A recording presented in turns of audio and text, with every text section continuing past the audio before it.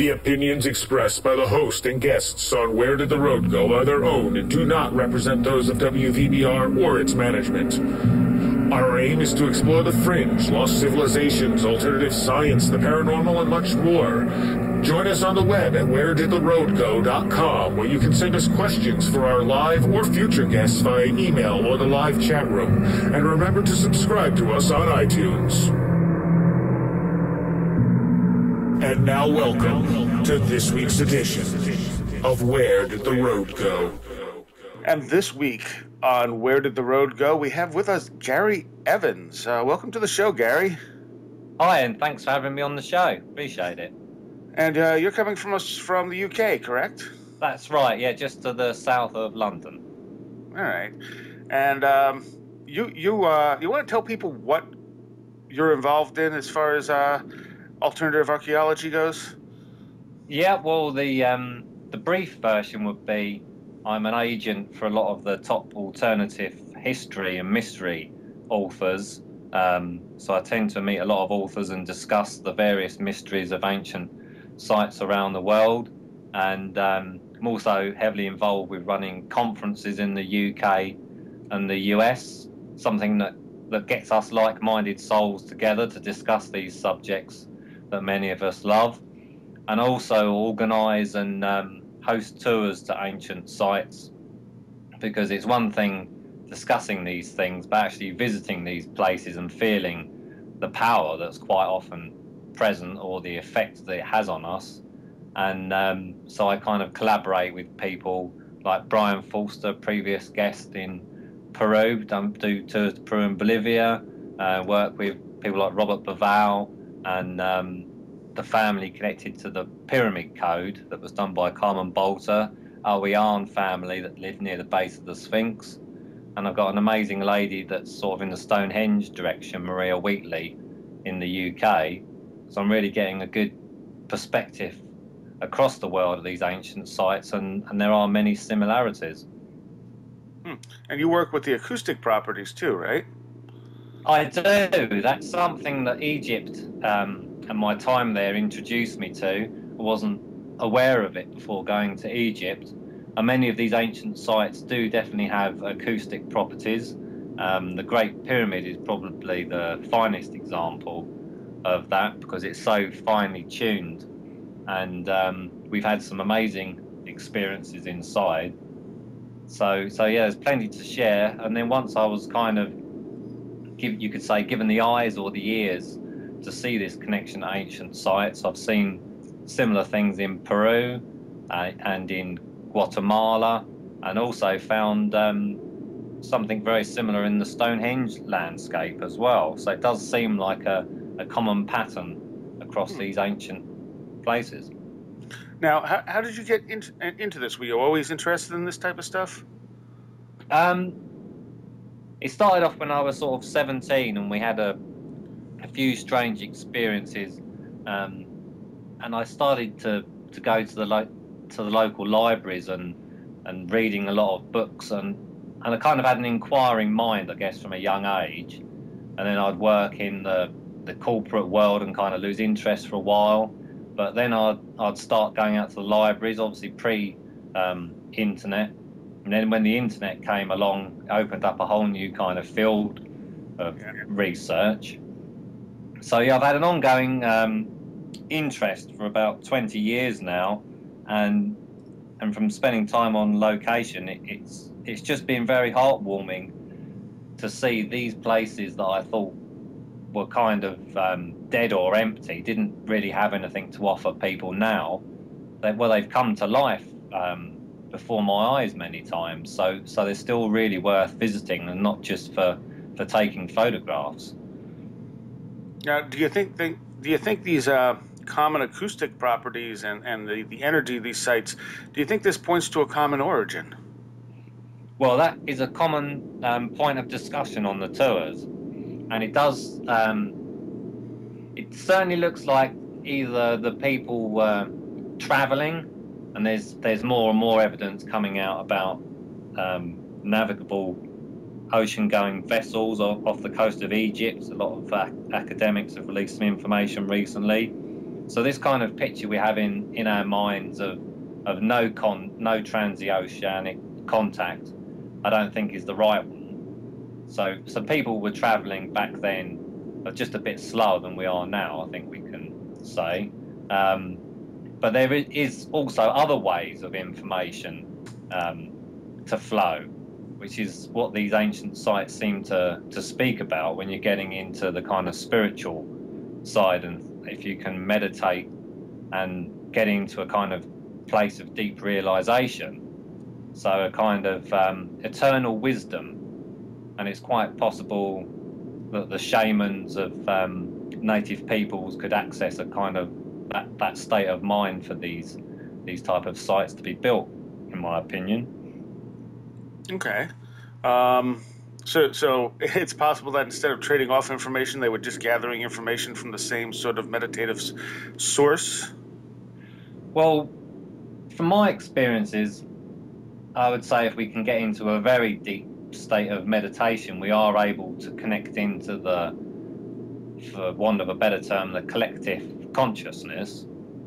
And whereas on one level we all have our own truth, my truth might not actually be a kind of deep-seated real truth, but there is a deep-seated real truth in terms of how natural laws work and these kind of things. And I believe our ancestors were able to reach this point of realization, so they kind of knew some of the fundamentals that we've lost touch with, that underlie nature and energy and subtle energies, and the things that we've kind of bypassed because we like this instant gratification with our modern technology, but they had a lot more time and patience. Yeah. Well, do you think our modern technology cuts us off from that as well? Well, I think one example that I could give of that is if we're visiting an ancient site, more often than not, certainly a normal kind of tourist experience is to go with your cell phone or camera and stare into this very small screen and then take photographs of the ancient site. So that's what I would say the vast majority of people do when they're going to a temple in Egypt, for example, because we all want to have memories of our experience and things to share with our friends. But when I'm in my yoga class, one of the things that we're taught in yoga is that we want to be expanding our awareness. So rather than staring at this very small screen directly in front of us, we want to be expanding our awareness, so we've got a peripheral vision, so we're almost looking out kind of 180 degrees. So if you go into an ancient site with that approach, you tend to absorb a lot more of the surroundings and kind of get into this state of peace in your mind. So rather than thinking, oh, what am I going to take a photograph of next, you walk in, expand your awareness, and if you can get your mind to the still point, that's when you can kind of tune into these subtle energies, in my opinion. Okay. I'm trying to think how to phrase the question. Do you think these sites were built specifically on power spots, or do you think that the sites themselves created these power spots? Well, the sites were certainly built on power spots. A majority of the time, I would say. I think our ancestors just intuitively knew it was something that came natural to them, that there are these powerful places on the planet where there's sort of discontinuities in the geology. So you get these subtle energies that swell up to the surfaces. So one of the things that I think they would do is either harness or enhance this natural upswelling of energy. And one interesting example is that they have moved the island of Philae in Egypt. They flooded the original location, and so the level of the Nile rose up. So they had to they uprooted the whole temple I think it was in the 60s. And they've moved it, and that location is still very powerful, even though we've moved it in modern times. And so it does seem that on top of either the ley lines or these sort of energy currents that are flowing through the planet, they had some way of locking energy into the blocks, because there's one granite block, and crystal is the kind of common theme between the majority of these sites, and granite has a lot of crystal in it. And there's one block on the island of Philae that I've shown to many guests, and one of the guests on our tours said that she felt like she'd actually been plugged into the universe when her hands were on it. There was that kind of power, and I mean, it's difficult to convey the kind of magnitude of the experiences over the internet if people haven't got any kind of context, because we can only understand something and we use our life experience to put some kind of context on it. So I think what I try to convey to people is ways that we can get a sense of these kind of experiences, even close to home, with a few techniques and changes to our lives. And then once you start kind of expanding into it, perhaps some of these ancient sites would start calling more. Do you think these sites were primarily built to harness this energy, or do you think they may have had multiple purposes? Well, another big part of the puzzle, I think, that comes into it is water. The geology where the Giza Plateau is, with limestone, and there's lots of water channels. I mean, there's so many channels underneath the Giza Plateau. I think the engineering that was involved might even be equal to putting up the Great Pyramid. It's quite a labyrinth, and I've crawled around in some of it. But that landscape is also very similar to the Stonehenge landscape, which is chalk, and that has a lot of running water, and Stonehenge is very close to a river, and when water runs through the chalk, it does generate a very faint electrical charge, which is the same thing you can say at the Giza Plateau. So we've got crystal, running water, and then we normally have large stones, and if there's a natural subtle energy in the area as well, you kind of get into a combination of things. And also the different pyramids, there could be some kind of connection between them. It certainly looks like they're connected under the ground. If we're starting to talk about acoustic resonance or energy fields of some sort, that's the kind of thing that we're thinking could be going on there. Okay. But do you think that was the main reason they built them, or did they build them to store like the calculations and the alignments, and just happen to also build them someplace that would generate energy? Or do you think the energy part was the primary thing, and then they did the alignments with them? I think that they served some kind of a practical purpose at the time, but also they looked at things in a holistic way. I've got one client, Walter Cruttenden, that runs a conference, CPAK, about cycles of consciousness. Mm-hmm. And I'm quite keen on that theory. So they may have even had an awareness of trouble ahead. And certainly, if you wanted to help your ancestors down the road, it would make sense to try and encode some information into the structures. And it does seem to be lots of mathematical information encoded into the Great Pyramid. And I don't think we've worked everything out yet. There's still a bit beyond us. Well, we have to know the information in the first place to find it encoded into the pyramid.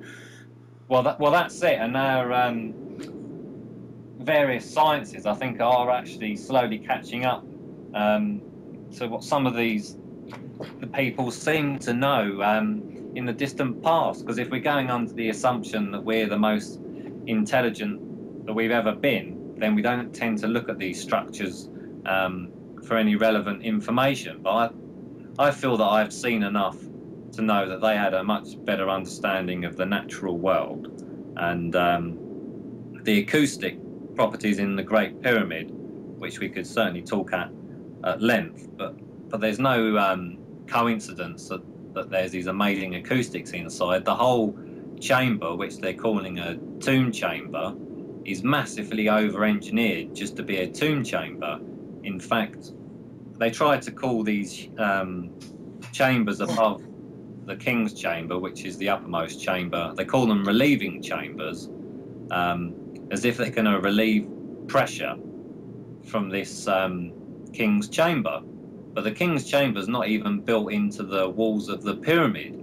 They've isolated it so that it can resonate at a stronger rate, is the only kind of logical conclusion. Because if you wanted to build the structure in the strongest way possible, you wouldn't have this room inside the Great Pyramid that's not built into the surrounding structure, because it weakens it. So it's actually set so it has room to kind of vibrate slightly? Yes, yeah, because the Great Pyramids, the majority of it's made out of limestone, and the King's Chamber is made out of these huge granite blocks weighing up to 80 tons that have been moved 500 miles, and the walls of the King's Chamber are not locked into the limestone, so there is a small gap so that it can vibrate, it would appear.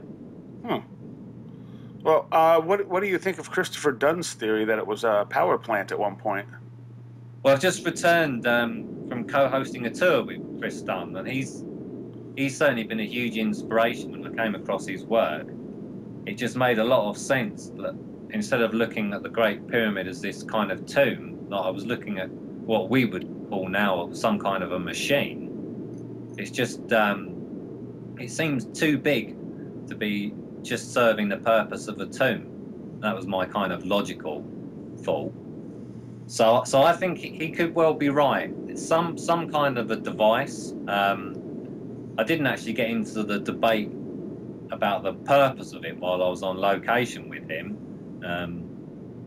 I'm certainly open to his insights. He's definitely, I think, helping to open our eyes about the precision of the ancient Egyptians when he measures the statues, and they're kind of millimeter perfect when he cuts the face in half on a computer and overlaps one over the other half of the face. I mean, the perfection there is incredible, something that we would need modern computers and lathes to reproduce. So if we are only giving the ancient Egyptians credit of eye coordination and copper chisels on these incredibly hard stones, it seems a bit of a stretch of the imagination. So do you think they might have also had acoustic-based tools? Like, could they maybe have moved these blocks using sound and used tools that were sound-driven? It's certainly possible. I think there was a very early record by Herodotus, I believe it was, although don't quote me on that.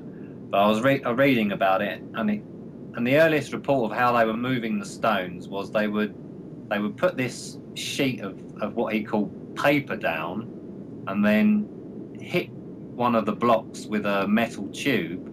The block would move up over the paper and then drop down again, and then they would repeat the process.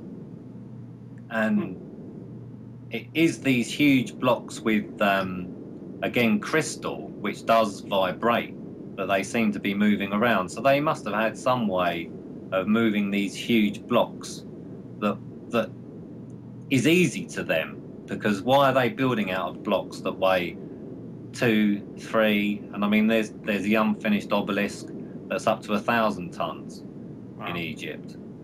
So what appears to be hard to us, we can move them just about with our massive cranes.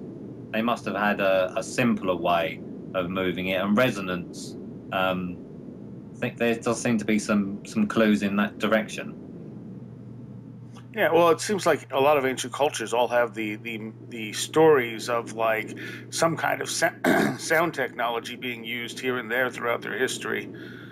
Well, again, in Tibet now, I think there's even some videos on YouTube of and the kind of common denominator from what I've experienced in Egypt and what I've seen of these Tibetan monks is that it's people cooperating as a group.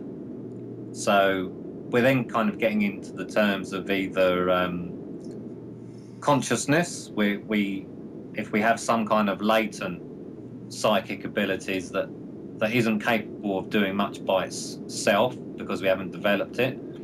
But if we had a kind of basic understanding and then came together as a group, that perhaps we could do something with 10, 20, 50 people. And the sound is a similar method. I can do toning by myself and I can feel certain effects, but by coming into a group of people, that effect is definitely amplified, and then using that effect at some of these sites has produced some incredible results that surprised me.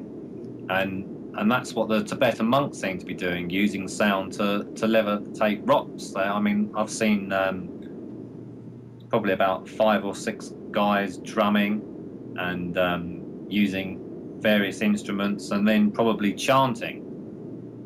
And that kind of combined effort seems to produce some effects over the material world. And that's totally beyond our understanding with current science. Yeah, well, I don't know what they've done behind the scenes, but in terms of everyday knowledge of us cooperating as a group in that kind of way, it's definitely not generally known. Yeah. Well, so let's talk about the Great Pyramid. Okay. Now, what are some of the? You were talking about the relieving chambers and stuff, but what other kind of acoustic properties does it have? Well, I think you've got a little clip that you can give people a kind of taste of it with. And, okay. Can you explain what this is we're about to hear? Yeah. Well, so this is me toning inside the Great Pyramid. And what I would normally recommend is if you can listen to the clip on a kind of decent setup that's got some fairly big speakers and turn the bass up, what you'll hear after I finish toning is this kind of reverb effect. It's a feedback mechanism, and when you're inside, it just goes straight through your body, and it's quite an amazing feeling. So I've kind of called it a bit on one of my recordings. And I mean, I've learned about toning and the different kinds of frequencies and the effects on my state of mind by spending quite a lot of time in the Great Pyramid.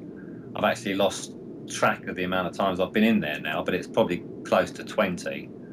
So I've had some real quality time in there, and by learning some lessons, I would call it, inside the Great Pyramid, and then using those lessons with groups of people and at the temples around Egypt and other ancient sites.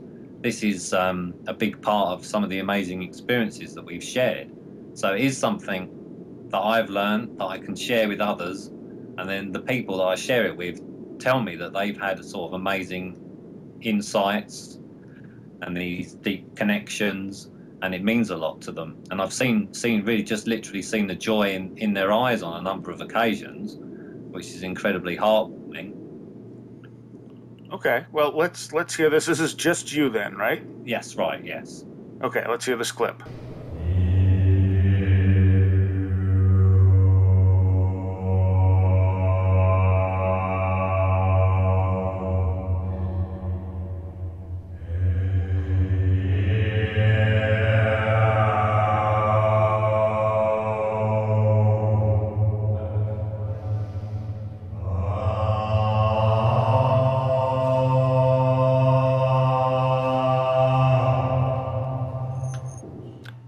All right, so that was interesting. And what part of the Great Pyramid were you in? That's actually inside the King's Chamber. Okay, that's way up top. Yes, that's the very most top chamber. And I mean, the easiest way to get your bearings is just put Great Pyramid King's Chamber diagram or something into Google and have a look at an image. But you're going to go up I think it's about 300 feet you climb up to get inside it once you've entered the Great Pyramid. And there's really no way this could have been done on accident. No, and it's not it's not just an isolated thing. I've definitely seen resonance at other sites, and in fact we think it's tuned to F sharp, and various engineers have looked at these relieving chambers that I mentioned earlier, and whereas one side of basically it's made out of granite beams, and one side of the granite beam is smooth and the other side is rough, and so the kind of thinking is that they've tuned these beams to a certain frequency so that the whole structure resonates to F sharp by the looks of it, and it's just the most amazing room, and there's far too much detail, and in fact there's a shaft, the Grand Gallery, that's about 130 feet long, that leads up to the King's Chamber, and there's a metal ladder at the bottom of the Grand Gallery, and it's so sensitive to sound, the whole structure, that I've heard someone's footstep on that metal ladder, and it's just picked the sound all the way up 130 feet through a small corridor into the King's Chamber. So the amplification of sound is incredible, and in fact you can hear the sound from outside the pyramid. When we were inside, one of our guests went outside and was laying on the Great Pyramid, and he said that he could feel the whole structure vibrating. All right. Now, wasn't we had a break apart part of the Grand Gallery, correct? They've made a small hole in the top to get into these relieving chambers. Oh, okay. So we could actually get into the King's Chamber without destroying any of the Grand Gallery? Yes. Okay. Yeah, that's correct. They at the bottom of the Grand Gallery is the ascending passage, and it's at the bottom of that they had to blast into so we could get access to the inside of the pyramid. Okay. For some reason, I thought they destroyed some of the stone that was making up the Grand Gallery or something, or is that something else? Not anything apart from a small hole in the top, which you access via a ladder to get over the top of the King's Chamber into the relieving chambers. Oh, okay. Yeah, all right. The only thing, because it's an integral part of the structure. I don't know what would happen if that was interfered with too much. It's a massive, I think it's about 30 feet high in some places. Okay. I don't know what I'm thinking. I thought there were parts that were blocked off that we actually broke through, but maybe I'm remembering wrong. Yeah, I think that's what you're thinking of, the relieving chambers. They blasted through these various levels, which is coming off of the Grand Gallery. That might be it. That very well might be it. So when you're in there and you're intoning like that, you said it goes right through you. Do you feel it actually affecting your consciousness, your state of mind? Yes. And in fact, just walking into the Grand Gallery and going up to the King's Chamber, you're already starting to feel a bit different, like you've left normal reality behind. I mean, it affects different people in different ways. I'm particularly sensitive to these kind of things, so I pick it up quite often as one of the first in the group, and I've been working on increasing my sensitivity with yoga and meditation and time in nature, those kind of things, and my diet and working with sound, and so I feel it very directly. But as soon as I explain my kind of process, you could say, of tuning in, and normally the biggest step is just to allow yourself the time to feel something. Like I was mentioning earlier, we're normally so busy going around taking photos or kind of thinking that we don't just sit quietly and feel what's present. And that applies to ancient sites as much as spending time outside in the natural world. But we all have this instinctive ability, I would argue. This is where we've come from. We've become disconnected from the natural world by and large, certainly those living in cities, but it is a part of us. And I think that the transformation of getting into this place of stillness can happen quite quickly for people once they give themselves a chance. And so, for example, in April, we had sort of between 20 to 25 of us in the King's Chamber, and I'd been talking a lot on the tour about sound and the effects on consciousness, and also the importance of group harmony, because the King's Chamber amplifies sound. You really want to be in harmony with each other, so it's not amplifying these kind of competing sounds. If you've got one sound and it amplifies that as a group, that's kind of where I feel it the most powerfully. So we'd had a few different practices, because a lot of the pyramids have these acoustic features. The Great Pyramid isn't the only one. The Red Pyramid is also a favourite of mine. And we'd had some practice goes, and we had 2-hour private visit inside the Great Pyramid. And we were in the King's Chamber, a lot of us, for almost all of that time. And after about half an hour or so, we kind of got into this place of almost, you could say, one voice. We were all in harmony together. And I was just laying down in the middle of the King's Chamber with my back on the floor in a kind of star shape, and I just let go to see what I could feel. And I definitely seemed to reach this point of connecting to the collective consciousness. That's how it felt. And one of the guests wrote me a nice little piece about her experience, and she also experienced the same thing, as did many people. So it's not just kind of Gary going a bit crazy or imagining it. Which I'm open to that possibility, because I don't want to just leave myself off on the wrong track and then start trying to share things with others that aren't reality. But when you can have a joint experience with lots of people, and I can repeat it on different tours over time, so it's different groups of people, so I'm really starting to build up a picture of these experiences now, and I like to hear about different people's feelings. So it does give me a confidence to talk about it and know it's something tangible. It is something that can be shared, and it's something that means a lot to me personally, and means a lot to those that have also felt this kind of feeling.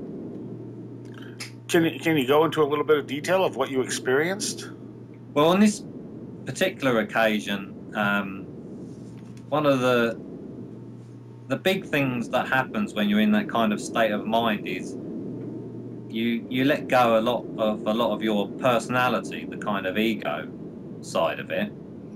So if you're kind of connecting to the collective consciousness, I would say that there is a small awareness of yourself, but also an awareness of everything that you're capable of perceiving, and it just seems like this massive ocean stretching out as far as you can see, or as far as you can feel. And quite often when I get into this space, I seem to be either given or feel some kind of deep epiphany about the areas that I'm researching in. And the main insight from this particular experience was that whoever made the Great Pyramid understood the power of sound. And we're talking about the Om sound here. That kind of vibration is what we're using, which I think in some ways has been described as either the word of God or the sound of the universe.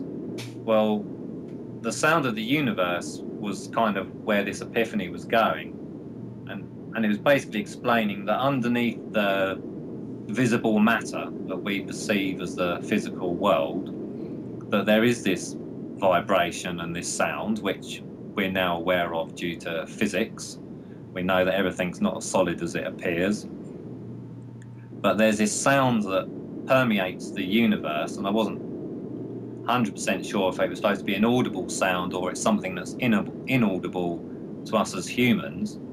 But nevertheless, there is this very faint vibration sound below the physical matter, and that whoever made the Great Pyramid was fully aware of this and tuned the King's Chamber to this frequency. And so I found that, yeah, very interesting.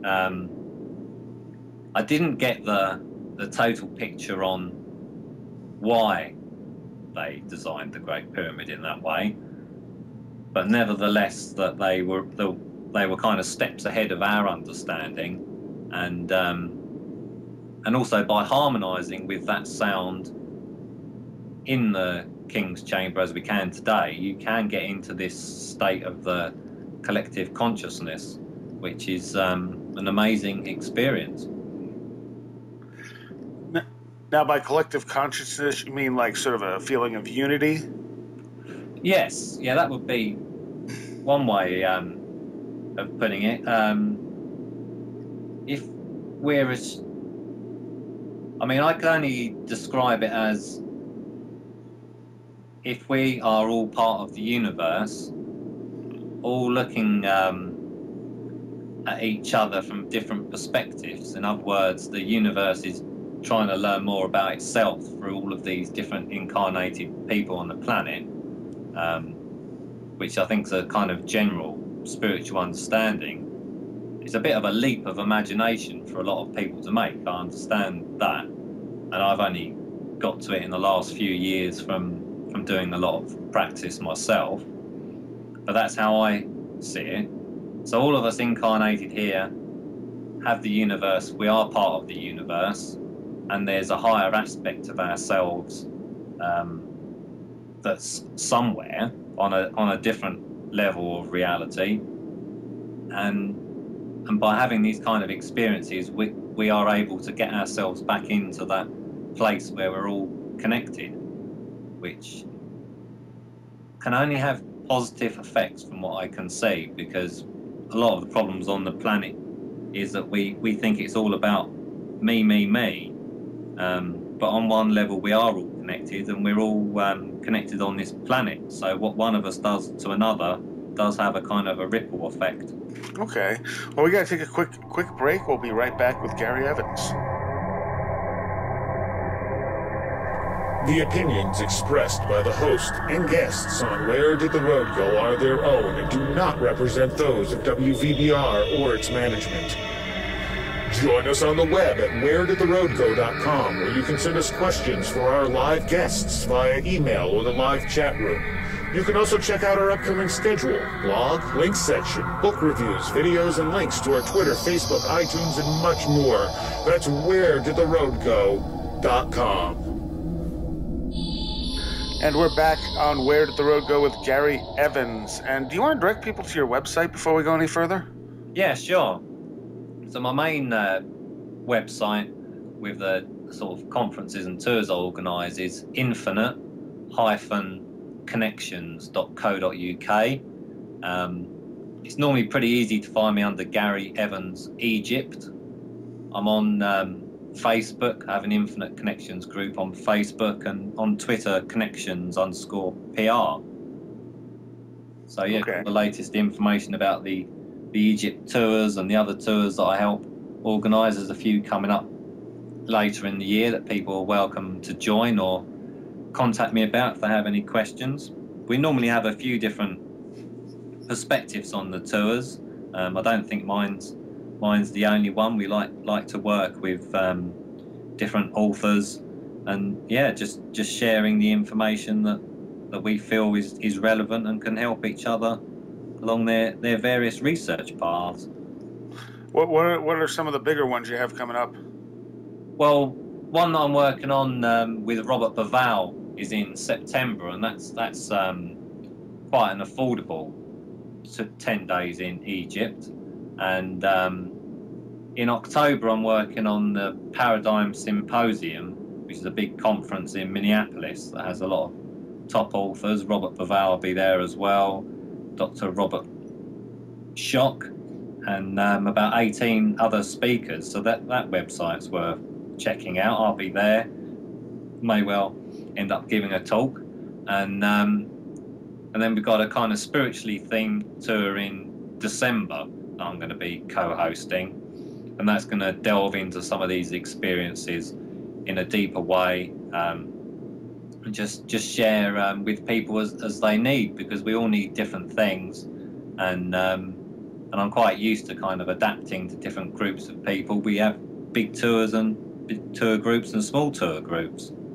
So yeah, just really, I've tried to put tours together with my clients and friends, because I'm aware that many people do feel called to these ancient sites. I didn't know why I felt called in the first place, and I do feel that I'm learning more about myself, and possibly as a result, most sort of everybody else, certainly learning a lot more about empathy, and it's really helped move my understanding forwards in a positive way. So if I can share that with others, I really do take that as a sacred responsibility. Okay. Don't you have another website as well? There's also my AtlantisEvidence.com website, which discusses a lot of the big questions that I had over these ancient sites. Why our version of history as we know it doesn't seem to match the evidence around the planet. And a site in Turkey, Göbekli Tepe, is the kind of smoking gun for that, which they've now carbon dated to sort of 10 to 12,000 years ago, and seems to show that when they thought we were hunter and gatherers, that in fact we had organised societies and we were constructing buildings even back then, which does change the timeline of human history somewhat. And there also seems to be evidence that the Sphinx in Egypt is much older. That's a geological evidence from Dr. Robert Schoch. A lot of people may be aware of his work. So we've had him on a couple of times, actually. Yeah, he's fantastic, and yeah, very nice guy. I've got a lot of time for Robert. Enjoy meeting him and his wife. So that's the main two websites. And I really just put Atlantis Evidence together because I had a lot of time to research these ancient mysteries, and I thought, well, if anybody's coming along, that perhaps I could at least put my research in one place to give them a head start from what I had. Okay, and what do you think Atlantis was? Well, I've done a lot with Graham Hancock, and I'm certainly thinking along his lines, which is a global maritime civilization, rather than just an island that disappeared under the waves. And it certainly does appear that high knowledge just popped up in Egypt. There doesn't seem to be any kind of development stage in the archaeological record. So some group of people, we don't know how many, at some point arrived in Egypt with a high level of knowledge, and in a relatively short space of time they were building amazing structures like the Great Pyramid. Yeah, and it seems like that's common for almost every culture around the world. They just kind of popped into existence and then declined from that point. And because I think there's certainly been a series of cataclysms on this planet, which is why we've definitely lost touch with ourselves and our history, and so they can only trace it back to 4000 BC. They tell us in Sumeria, but then, I mean, Göbekli Tepe in Turkey has only been discovered, I think it's sort of the last 15 years or so, and it's only relatively recently it's come to the world's attention, and that's the one that really is going to push the dates back. But things take a little while to change in archaeology, and they probably want to find a bit more context for the site before they start rewriting all of our school history books. But there is evidence there, and for people that find a show like this with an open mind, there's definitely some real tangible mysteries, and I've just been really glad that I've had an opportunity to visit a number of these sites and see things that I'd never imagined were possible. I mean, throughout Egypt, there's evidence of crystal buildings, and they were using crystal probably in combination. I mean, pure crystal, calcite and alabaster. My friends in Egypt showed me evidence near the second pyramid, the Khafre pyramid, of either a crystal temple or perhaps a small crystal pyramid, and it was just built out of white crystal. And so I went back and had a look, and I could definitely trace the outlines of this crystalline building, and there was a huge block of crystal left, and I tapped it, and it had this resonant effect. It hummed. So, and I videoed that. So it is there on the ground, but somebody needs to come along and piece these pieces together rather than just ignoring them because they're just so odd from a normal perspective. How big would that building have been, do you think? I actually counted my paces walking across it. I think it was about 20 paces across and 40 or 50 in length. So big, but not huge. Yeah, pretty big, and also the temple floor in front of the Sphinx is also crystal. Really? And so yeah, there's definitely some strange things in Egypt, and I mean in one of my presentations I go into what they might have been doing with these kind of crystal basins that are at a site called Abu Ghurab, because there's these huge round crystal basins that have a very smooth round hole cut into them that would seem to suggest water was flowing through them. And I think that could have been a way to charge water energetically, and that's a huge subject that we have a very basic understanding. I think the work of Dr. Emoto has really captured people's attention, if you're aware of his work. He's the one that was able to impress emotions on water and change its structure? And then, and freeze it so that you could see the sort of difference between love and hate, that kind of thing. He's definitely captured a huge part of the world's attention with that research, because I think on some level we instinctively know these things, because we're basically a flesh body around water. So vessels that contain water, we're 70 to 80% water, and I think there is going to be more research done on the understanding of the connection between consciousness and the water in our bodies, if I had to guess. I think that's what some of the evidence in Egypt has certainly made me think about. Now, have you ever been to Göbekli Tepe? I haven't. That is one remaining on my list. Now, what other sites have you found some of these acoustic properties at that are similar to the pyramid? Well, once I was, given the eyes or the ears to see these acoustic properties, I went over to Peru with Brian Forster, and we did a little tour together, and I found an amazing site there that he took me to called Moray, which is Moray, Moray in Peru, and it's these huge circular structures that have been cut into the peaks of the Andes. I mean, you've got snow-capped mountains all around you, and you drive up, and I guess it's at about 9,500, 10,000 feet, something like that, and that site has incredible acoustics. And so I had quite a moving experience there. And that site seemed to be more of I would say, a feminine site, because the resonance of the structure was just at the edge of my vocal range. And in fact, I strained my throat.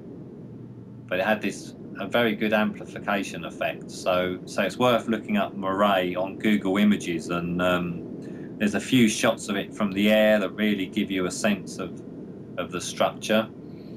And it's something that I've looked at with Brian Forster, and Brian and I were thinking about it, and he went back and had a look at the site, and it actually looks like they've sculpted the whole of the mountain side with this kind of curvature that matches these circular structures. And if that's so, I mean, the amount of work involved is mind-boggling. So I've seen acoustics in Peru. I went to Central America, various places in Guatemala, Tikal, which has got the sort of very well-known Mayan pyramids, where they filmed the scene at the end of the first Star Wars with these kind of pyramid tops sticking out of the forest, and that's an amazing place, well worth visiting. And those pyramids also have those are the ones that you can clap at the bottom and hear the sound of the bird sacred to Quetzalcoatl at the top. Well, that's what I was about to say. Yeah, because the tourist guides, you hear them clapping their hands, and so they think it's the sound of a bird. But you clap your hands at the base of the pyramid, and the sound hits the pyramid, and it's then transformed into this other sound that bounces back to you. So they just. Sorry. Do we even know how they did that? No, I couldn't get any decent answers on it. It must be because it was kind of bouncing off the bottom of the steps, is how I was feeling it when I was doing it. But of course, I mean, the archaeologists, if they're just looking at it through their sort of traditional mindset, it's some kind of a religious practice. They revered the local bird, so they want to imitate it. I mean, that's the kind of train of thought that we normally hear. But when I was there, I was walking towards the pyramid, and then all of a sudden my kind of instincts took over, and I started clapping my hands faster and faster and faster, and the sound was going, it was like a whomp, whomp, whomp, whomp. When I was clap, clap, clap, it was like whomp, whomp, whomp, whomp. And I could feel this sound hitting me, and I actually just kind of did it very instinctively, and it surprised me, and I was just kind of went into this motion of just clapping my hands and walking towards the sound, and it was getting louder and louder. And then all of a sudden I kind of snapped back to my normal logical, hopefully, thinking. And so that kind of took me by surprise, and I also did some toning on the top of the few of the pyramids there, and many of them were way off the tourist trail that we went out to, mosquito-infested place. Nice. Yeah. Now, would you say your experiences toning in these places were similar to the Great Pyramid or different? Very different. I think what the pyramids in Guatemala were telling me about this, when the sound, I can hear the sound transforming into something else. I think the message was that by using sound at these sacred sites, we can transform ourselves as well. That was kind of what I got from it, because it does have a very subtle internal effect, and by repeated use, we can definitely see a noticeable benefit. And sound healing is the general area that we're talking about when we're talking about these sites. So if there's anyone listening that's interested in this subject, it's quite easy for a lot of us to go along and sample something similar, because there's something called Gong Baths, which is the huge kind of brass gongs. There's a lot of sound healing events across the US and Europe now with gongs, so that's one to try. And normally they will play this certain vibration to you, and you'll be laying down for an hour, and the feeling at the end of the hour is quite amazing. You just feel very light and kind of have this tingling sensation on your skin. So that's one way people can test this. Crystal bowl healing is another method. And when I first heard about that, I didn't get it. I thought, well, that's kind of woo-woo sort of thing. Right. Well, it's been so thoroughly marginalized by the media, the very idea of the gypsy with the crystal ball, and it's all a bunch of hokey nonsense. And Bowl, not ball. huh? Bowl, as in B-O-W. Oh, okay. Okay. And if you get a decent-sized crystal bowl, and I've been doing it to a few people recently because I've purchased one, you can actually feel this sound vibration coming off of the bowl. And they're tuned to different frequencies, but it is a nice feeling when the sound interacts with your body. It feels good, and I've had some very nice feedback on the sound of crystal bowls. And what you can do with the gongs and the bowls is play multiple ones at once, and then you kind of get this combination of different sound frequencies hitting your body. So that would be my advice if anybody's interested in this topic, just to try and find something like that locally and give it a try. Because it is very easy to dismiss things without trying because they sound a bit wacky. But by trying some things that I thought were wacky, I've been very pleasantly surprised, is what I can say. Yeah, well, I think because we live in such a materialistic culture that we don't, that type of stuff has been marginalized so completely that people just dismiss it out of hand. Yes, which is,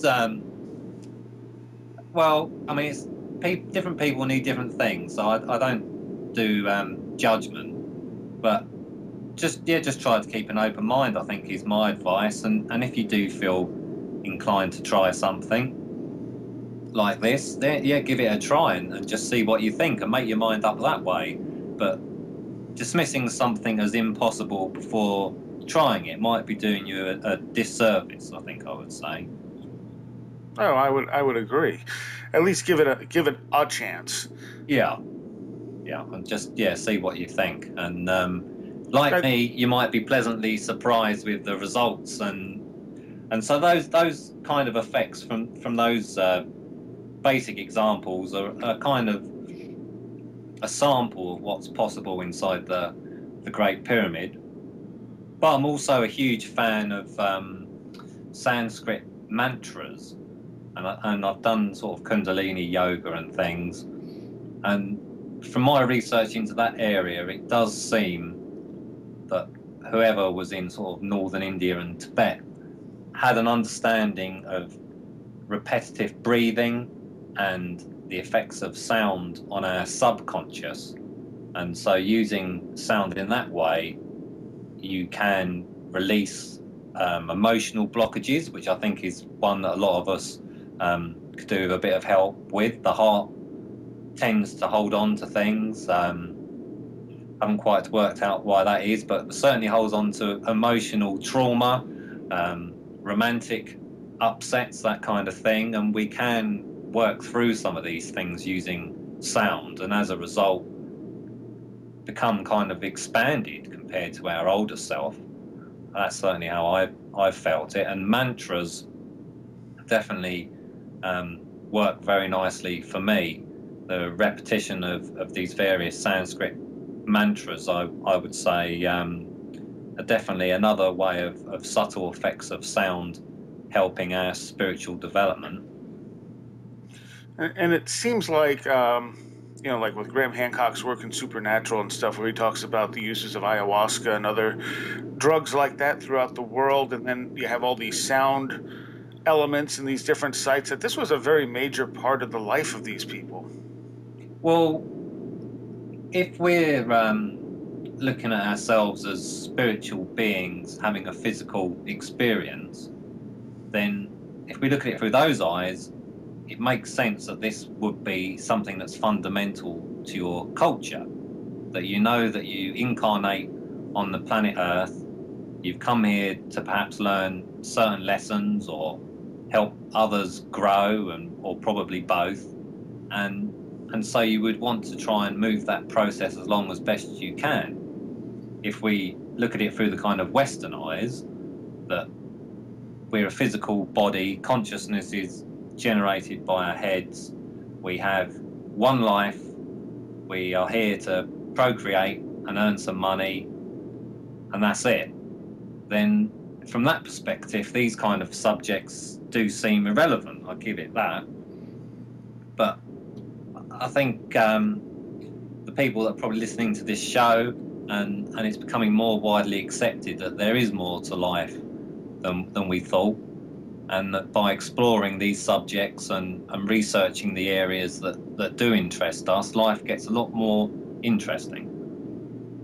Yeah, absolutely. You said you had been in some sites in England too, around Stonehenge, that had some acoustic properties? Yes, yeah, in fact, I found one site which was very aptly named the Devil's Den by somebody. Clearly sounds like they wanted to put people off going there.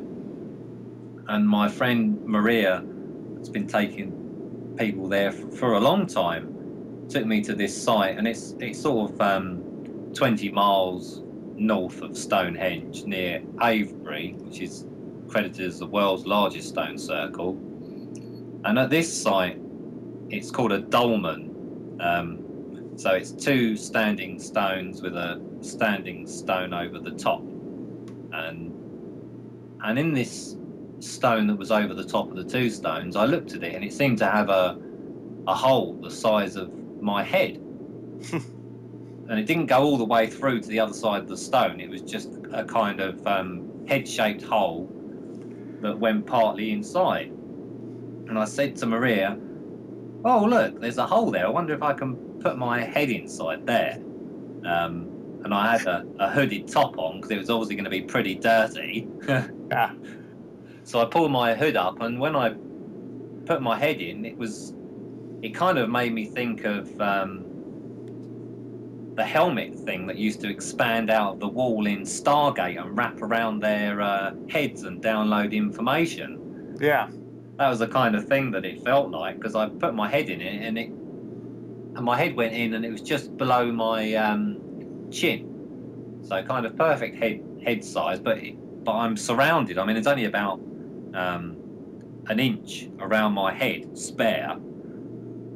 And so, of course, I had to tone. Again, it's a crystalline stone. I believe it was sandstone, and we could see the crystal in it. And so I did my toning that I do in Egypt, and immediately could feel the whole of this megalithic stone, which was sort of 10 foot across by, I guess, 7 or 8 foot wide. And the whole thing did start to vibrate very subtly. So I did this for a while, and my friend Maria said that she could feel a kind of a change around her, and in fact she felt that she started to see various colours appearing in her vision. But the main thing that I normally say to people is, when you approach one of these kind of sites, is as you walk up, just sort of check in with yourself, see how you're feeling, what's your kind of state of mind as you approach the site. And then if we have one of these kind of experiences, as you walk away from the site, check in with yourself again and see how you feel. Do you feel different? And many sensitive people will probably say that they do feel different. These places are capable of having a subtle effect. And normally I feel kind of much more light-hearted, have more energy flowing, definitely happier than when I entered. And that's really can never be a bad thing. Although you have to admit, a number of bad stories probably started with, "Can I put my head in there?" Yeah, well, I mean, there's a lot of ways to go with that one, isn't there? I think it wasn't an oven. Or it didn't get stuck. Yeah. That would be a great story of a completely different type. Yeah. Yeah, I haven't done that. So, how much do you think you've changed since before you started doing this to now? Well, because I do a lot of different things, it's a combination of factors. Like I was saying, I mean, if I go back to 2009, which was really where I got very low, I tried to fit into the kind of corporate world. for one reason or another, a company closing or something going wrong, I always seem to get kicked out of the corporate world, even though I gave it my best shot. And I really wanted to help people. I was starting to have this feeling of I wanted to do something that had a positive effect, and if it wasn't helping people, I was going to try and go into something with animals. And so I got to a very low point in my life, because it's like I want to find a passion. I want to find something that I love to do that's sustainable and I can continue doing it, rather than this sort of stop-start that I was doing in the corporate world. And so I went to yoga, and then I started to change my diet, got much more into raw food. Had a friend that introduced me to green juice, which I highly recommend to people. Juicing's definitely a great thing to do. And so you're kind of starting to look at food in terms of the life force that it contains, the energy, whereas obviously a lot of processed foods or heavily cooked foods, there's not going to be a huge amount of life force in those. The real benefit that your body's looking for from eating something is the energy coming from the sun that's changed into plants, and of course animals as well. And then we consume that, and our body takes that life force for energy. So that was another big step, and gradually quietening my mind so that I could hear my intuition, which we've all got, a very quiet voice again that quite often we ignore. And then visiting the ancient sites. So there's been a combination of factors, but I think I can say more than anything, my time in Egypt, in the temples and the pyramids, has put me in touch with a greater aspect of myself that I never knew existed. And so I'm very, very grateful for the time that I've spent there.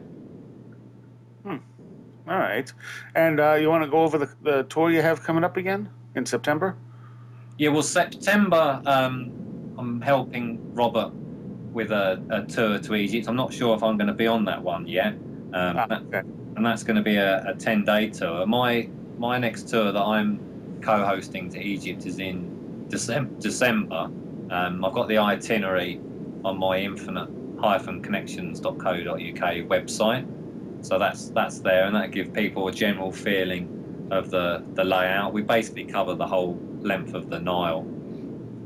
And yeah, if anyone is interested and able to go, yeah, feel free to drop me a line and I'll answer any questions you may have, because I know that these tours are quite often out of the reach of everybody, which is why I also do try and encourage people to use the practices that I've been discussing in nature. I mean, spending time by the ocean or in woods or just on the grass in your backyard. And another big point that I didn't mention is bare feet on the ground.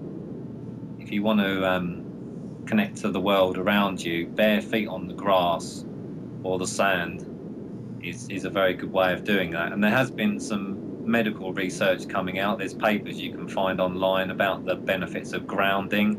I think they're kind of saying that these sort of free radicals that move around our bodies are able to be sort of balanced out a bit if we have our bare feet on the ground. So that's kind of encouraging. But after you've been doing it for a while, it just feels good. I'm addicted to my bare feet on the ground now. Okay, and how much of an effect do you think all the electromagnetic signals from our technology have on us? They do have an effect, unfortunately. Wi-Fi, I mean, there's about 10 or 12 that hit my house here from the surrounding houses and things, and it's not good. I have a client that's got her own property. She's got 250 acres. She turns the Wi-Fi. The Wi-Fi doesn't actually penetrate through older buildings. If you have thick walls, Wi-Fi signals don't penetrate. So I have a room there that I can use that there's no Wi-Fi hitting, and I get the best night's sleep.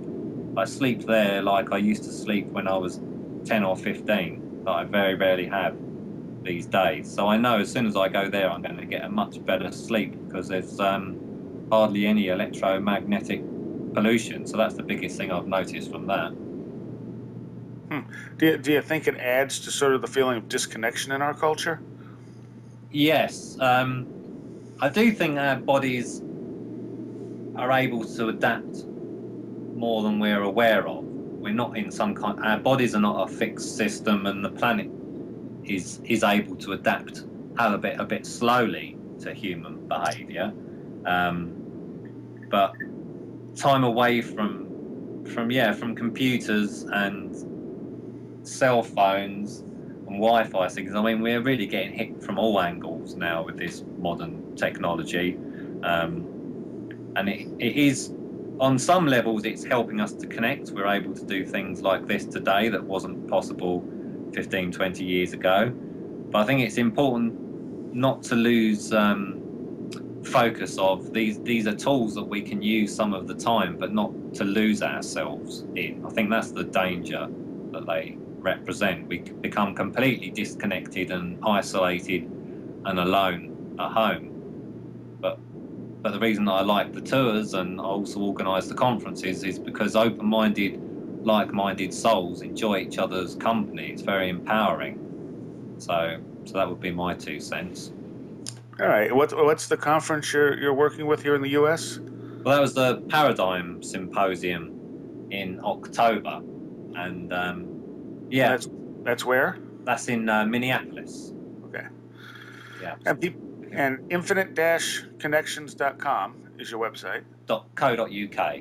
Oh, .co.uk, right. Yeah. And atlantisevidence.com.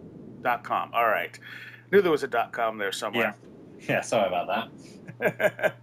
And people can also just search for you for by putting in Gary Evans in Egypt, correct? Yeah, that seems to find me pretty well.